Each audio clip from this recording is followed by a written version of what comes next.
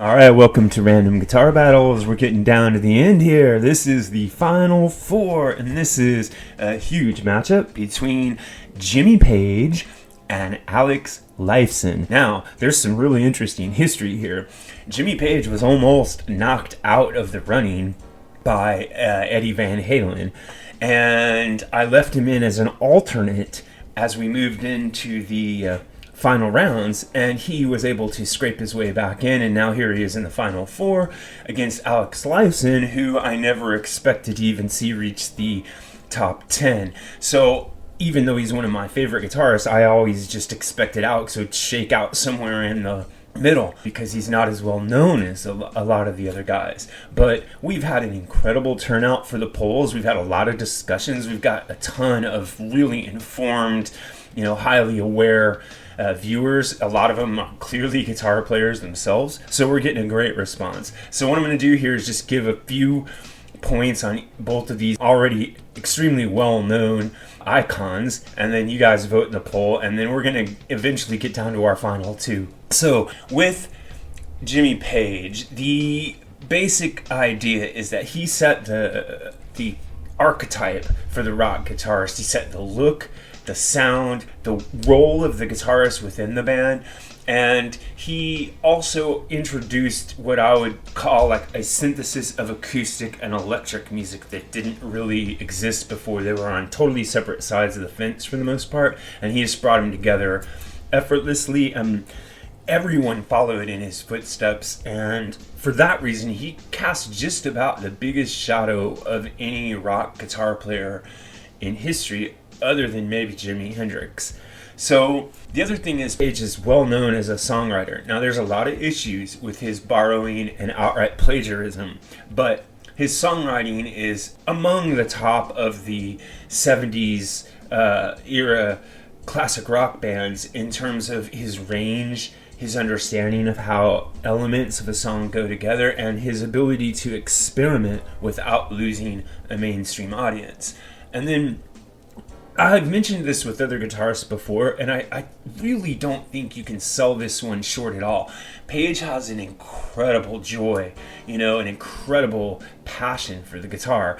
And when you look at our top list of guitarists, that's one of the things that unifies all of the guys at the very top, whether we're talking about Eddie, or Jimmy, or Alex, or Jimmy Page here, or, even some of the guitarists that didn't make it as far as maybe we expect they might, like Buckethead or Mark Knopfler. So the idea is, if you have joy for the guitar, that can take you a heck of a long way. And at a certain point, we're almost just looking at who has the most passion, because technique is a finite thing, whereas passion and enthusiasm and imagination are endless. So Page brings to the table almost like the Joker in the deck when it comes to this passion and an emotion and fascination with the guitar. And if you listen to him talk now, as he's in his late 70s, he still has it. He still has this incredible devotion to guitar and guitar music.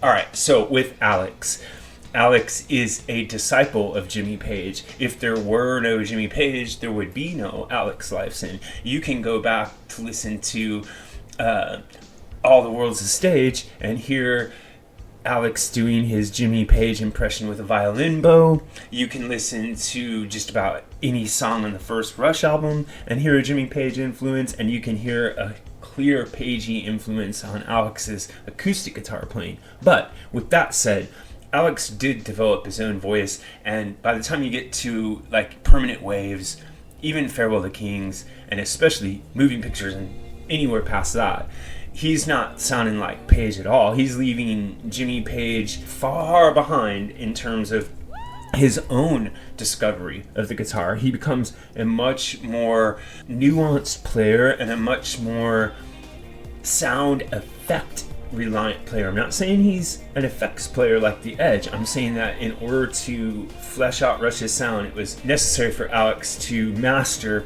a pretty big pedal board.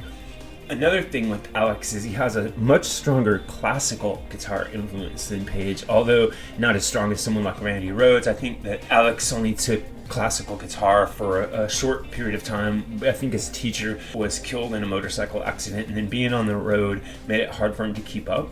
But that classical background filters into Rush's songwriting, and it filters into Alex soloing. You know, something like Olivia Strangiato is an example of that. And as much as I believe Alex was at heart a rock and roll player, he has a strong jazz and classical side to him. Another thing I would mention for him is, in terms of that previously mentioned passion and enthusiasm, Alex has it in spades. He never lost his joy for the guitar, so he's got that base covered. And I think one of the most recent interviews I heard with him, he was talking about using new guitar tunings on his acoustic guitar, and he's like, whoa, I've just realized you can play the guitar infinitely and never exhaust its possibilities. You can play the guitar forever and ever. And I think that's a great thing to hear from a guy who has already put so many decades into the fretboard. Final thing I would say about Alex is that he's in a very interesting position in Rush, where he doesn't write the lyrics.